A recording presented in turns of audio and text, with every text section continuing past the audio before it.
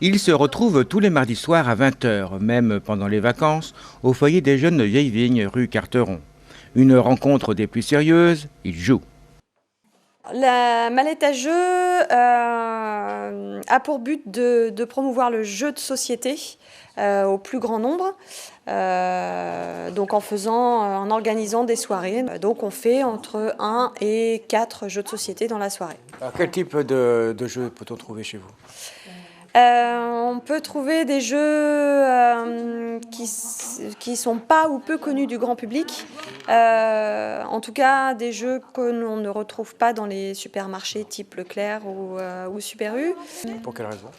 Parce qu'on a envie de voir autre chose que les jeux qu'on voit partout.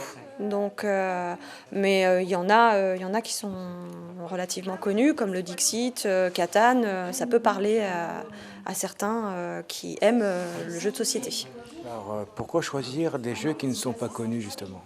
En général, dans la soirée, on a envie de découvrir un nouveau jeu, tout le temps, sans arrêt. Donc les jeux comme type Monopoly ou le Risque, ça ne nous intéresse pas parce qu'on y a déjà joué et on a envie de découvrir d'autres jeux. Donc forcément, on va les creuser de plus en plus dans des choses qui sont peut-être un petit peu moins connues et puis qui sont d'aussi bonne qualité, voire mieux. Quand j'ouvre un jeu, c'est comme si j'ouvrais un trésor en fait. Je vais ouvrir le jeu, je vais regarder ce qu'il y a dedans et je vais regarder les règles du jeu et ça va être comme un trésor, comme une découverte, vraiment. Et je vais regarder les règles, je vais l'étudier, je vais le tester et puis après je vais le tester avec les copains de la mallette.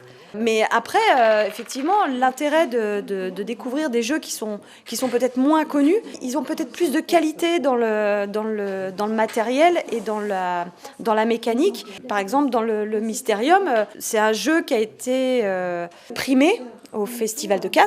Et du coup, c'est un jeu collaboratif, mais à côté de ça, il y a beaucoup d'observations, il y a beaucoup les dessins, la qualité des cartes est magnifique, les cartes sont magnifiques. Après, c'est un ensemble, en fait, le jeu est beau, en fait. Donc, tous ces jeux-là vont avoir des qualités que peut-être les autres n'ont pas. Donc plutôt des jeux de réflexion ou des jeux très ludiques ? On goûte à tout. Stratégie, réflexion, connaissance, ambiance. Et donc l'utilité de tout ça ? Alors il y a plein d'avantages de faire du jeu de société. Il y a déjà de se connecter des réseaux sociaux, de voir qu'il y a autre chose que les jeux vidéo, d'apprendre à perdre, de relativiser, de faire travailler sa mémoire, de faire travailler ses méninges. Se retrouver peut-être ? Se retrouver, forcément, se retrouver entre amis, oui. Entre copains, bien sûr. Qu'en est-il de différent par rapport, je dirais, aux années 80, 70, voire 60 ? Dans les nouveaux jeux de société, ça englobe peut-être plus d'intérêt, en fait, de mécanique. On pourrait avoir à la fois de la stratégie avec de la collaboration, avec un petit peu d'observation. Où là, tu vois, dans le Dice Forge, il y a à la fois du jeu de dés, il y a de la stratégie, il y a les graphismes, les dessins sont magnifiques. N'hésitez pas à contacter la mallette à jeu. Vous y serez les bienvenus pour participer à ces soirées des plus ludiques. Ou sinon, direction Facebook pour tout renseignement complémentaire. Je crois qu'il lance 2 fois télé. Ça, c'est intéressant. Ah, enfin. Ah.